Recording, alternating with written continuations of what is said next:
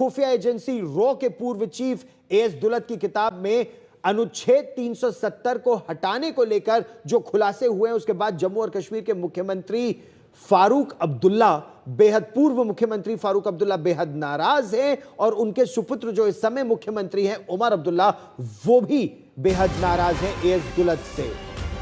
As Dulat से फारूक अब्दुल्ला इतने नाराज हैं कि अब वो इस बुक रिलीज में the chief minister and the spy में नहीं जाएंगे और ये बयान उनके बेटे जम्मू और कश्मीर के मुख्यमंत्री उमर अब्दुल्ला ने दिया। एएस दुलत ने अपनी किताब में दावा यह किया था कि जम्मू और कश्मीर से अनुच्छेद 370 हटाने को लेकर फारूक अब्दुल्ला केंद्र के साथ आ सकते थे। हालांकि फारूक अब्दुल्ला ने इस दावे को सिरे से खारिज कर दिया है, इसे झूठा बताया है और किताब को बेचने के लिए सस्ती पब्लिसिटी का स्टंट बताया है।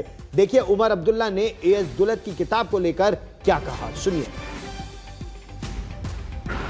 महबूबा जी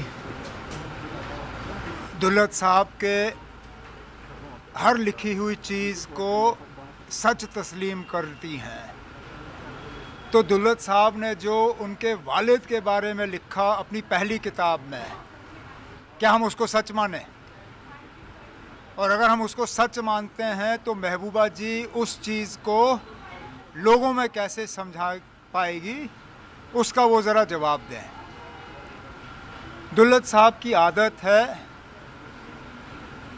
वो किताब बेचने के लिए सच का साथ नहीं देते।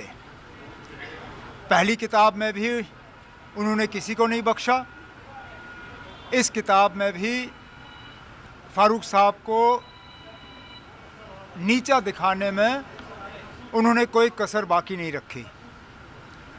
वो कहते हैं कि जब इस तरह के दोस्त हों तो दुश्मनों की कोई ज़रूरत नहीं है। चलिए, आखिरकार फारूक साहब को दुलत साहब की असलियत के बारे में पता चल ही गया।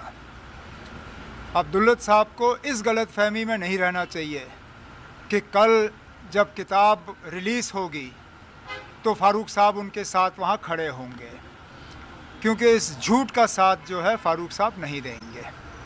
दूसरा क्वेश्चन ये है